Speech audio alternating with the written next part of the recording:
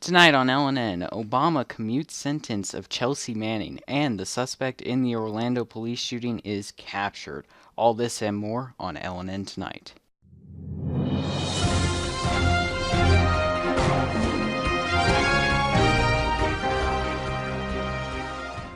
Breaking news tonight as Obama commutes the sentence of Chelsea Manning. What's the latest on this, David? Yeah, Chelsea Manning's sentence has been commuted. She's currently serving a sentence, a former Army soldier, and was convicted of stealing and disseminating 750,000 pages of documents and videos to WikiLeaks.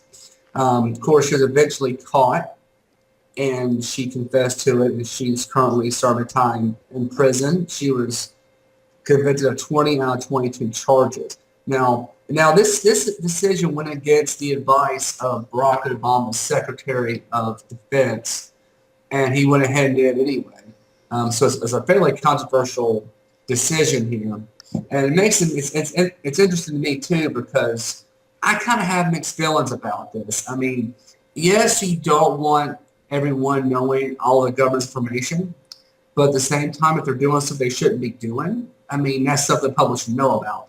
So, I mean, I guess it's a similar case compared to Edward Snowden and maybe even Julian Assange. He's not really an American citizen, but if that was the case there, then I mean, if they weren't doing things they weren't supposed to be doing, there's no reason for them to want to release Yeah, exactly. And I think Chelsea Manning, in my opinion, is a hero. I think that these documents that she leaked were extremely important for the American people to know about. And I'm happy that Obama has commuted her sentence. Certainly, it was a surprise for me, too, actually. I didn't think Obama was going to do it. If only he could do Snowden now. That would be great. But I think this makes Obama not the worst president to date. He was my worst president, but now he's maybe number two or three because of this. So I'm kind of happy about this. Are you pretty happy about this? it. You know, here at the end, I mean, he's done so. It's kind of like a mixed bag. Like he did the wet foot, dry ground Cuba thing. That was kind of a surprise to a lot of people. Mm, And now he's doing the pardon for Chelsea Manning. And he's also releasing a lot of non-violent drug offenders, which I'm a fan of. I mean, I hate the drug war personally. I think it's stupid. yeah. And he's done a few good things. I mean, I think Obama, I mean, I'm by no means an Obama supporter, don't get me wrong, but I Yeah. think a lot of times he gets, like, he's known as this evil guy, super evil guy. He's really not. I mean, but he's kind of, to me, as a politician, he's kind of bipolar. Like, he does something really good, and it's like, what did he do that for? I mean, I don't know what to expect from him. Yeah, that's true. It seems like he goes back and forth between good and bad, so it's hard to see where exactly he's at, but we'll see what happens in the next coming days. Hopefully, he pardons Snowden. That's unlikely, though. Our second story tonight as the suspect in the Orlando police shooting was captured. David, do we know what led to his capture? The story doesn't give the details of the actual arrest, but the article does say that there was three people that were helping him avoid the authorities. A niece and an ex-girlfriend was two of them. And they actually arrested him in Clayton's handcuffs, who was a woman he killed, who died in the line of duty trying to protect citizens. So that was kind of iconic there. But after avoiding authorities and all these different things tried to do. Like his niece tried to pick up $200 from a restaurant where he worked so he could avoid getting arrested. I guess he needed his money, but he always didn't want to show himself over there. So, I mean, good news all around. Definitely I'm glad we got this guy. He had a quote saying that he wasn't going to go back to prison. He died before he go back to prison. Well, he's going to prison, so. Yeah, it looks like he didn't keep his word on that one. And we're not sure what led to his arrest, but there was an award up to $100,000. So if Mm, someone helped him, certainly they just got rich. yeah. So another story tonight, as apparently a Moby Dick restaurant was blocked from opening. What's going on with this, David? Yeah, this is a fish and chips franchise in Canada called Moby Dick, named after the book by Herman Melville, was blocked from opening one location because the word dick was too offensive for the business council. And apparently they never heard of the book or they didn't care. Other complaints were that the fish from the restaurant would stink up the neighborhood and it caused bad fumes and it harmed the image of the area. I really don't know what to think of that. I mean, frankly, if anything, the honest reason is probably the fumes, but they need a better reason than that. So maybe they made up the Moby Dick thing just to get an excuse. Yeah, I remember going to one in California. I believe they have one, multiple ones in California. I remember going to one when I was younger, but I don't remember it stinking that much or being a problem. So I wonder if there's some sort of hidden agenda here for the business council. And this was in Canada, so they don't necessarily have as free of markets as America does. So they can probably get away with this, but I just think that's stupid. The name's offensive to people. If you don't like the name, don't go there. Yeah, exactly.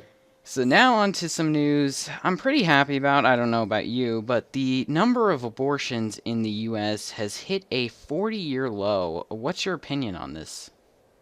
Yeah, I mean, generally, and we've had conversations off here about this, but I'm pro-life, Hmm. with the exception of life of the mother in case of multiples in certain circumstances.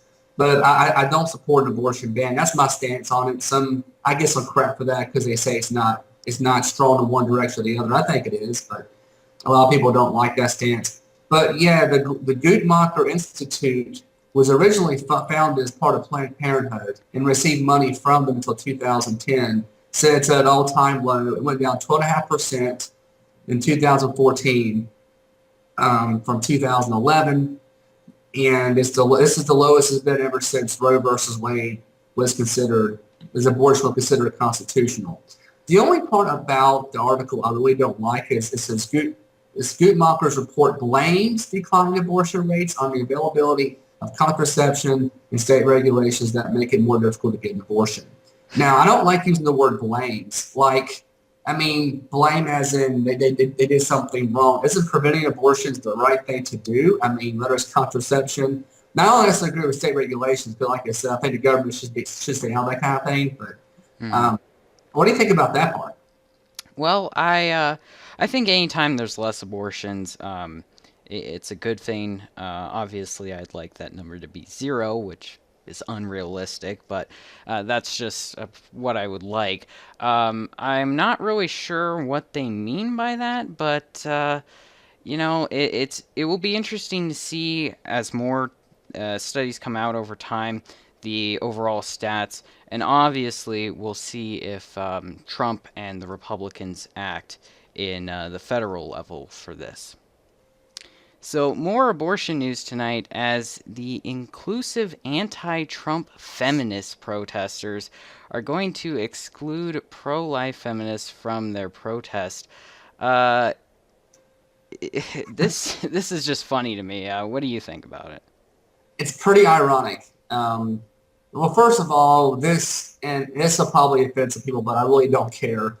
This modern feminism thing is really a joke. I mean, it's not about equality for all. That's what the definition says. But from what I've seen all over the world and through different YouTubers, I've expressed this, like Sargon Akkad and many others Hmm. have talked about where it's not really so much equality. It's more like they're trying to take over. I'm not trying to sound sexist when I say that. I'm really not. Yeah. But the idea of feminist is to be a strong, independent woman, right? So if you think abortion's wrong and you don't want to have an abortion, it's your body. Isn't that just as feminist as saying that I don't want to have a baby? I mean, isn't that kind of along the same lines? Exactly. Yeah. Yeah, you're right on. Exactly. If the feminists were for equality, the new modern ones, they'd probably call themselves egalitarians, but obviously, I think they want to raise female superiority over men. So it's kind of a weird new socialist movement, if you will. They have a lot of commies and socialists in their movement now, and it's Mhm. just getting really ridiculous. Some of the stuff that you can find on YouTube from them is just insane. Yeah. But our final story tonight, as the DC Council made a disturbing Holocaust joke. What was the joke, and why on earth would they say it, David? Okay, well, the tweet was from the Council of DC. It says, I don't know. Let me back up a second. Martin Ostermals said, interesting realization, MoCo Council allows audience to cheer or boo. And Council of DC replied, I don't know, but the last few times the government allowed cheering and things like trains ran on time and ended very poorly. I guess it's very discreet joke. I didn't, personally, I would have picked up on it just not thinking about it. But I think the story you had last night or Friday night talked about the Jewish lady getting a package from Uncle Adolf, and now we're having this. Uh-huh. I don't know. People just need to think before they speak.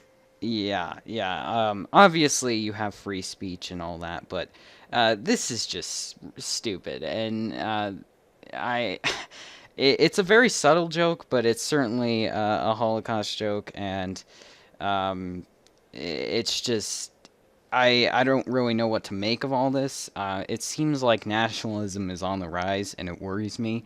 I'm hoping it dies down and goes away, but we'll have to keep an eye on that because some of this stuff is just getting crazy. Mm-hmm. So that will do it here on LNN Tonight. I'm Daniel Morrison alongside David Knight, and we will see you guys again tomorrow.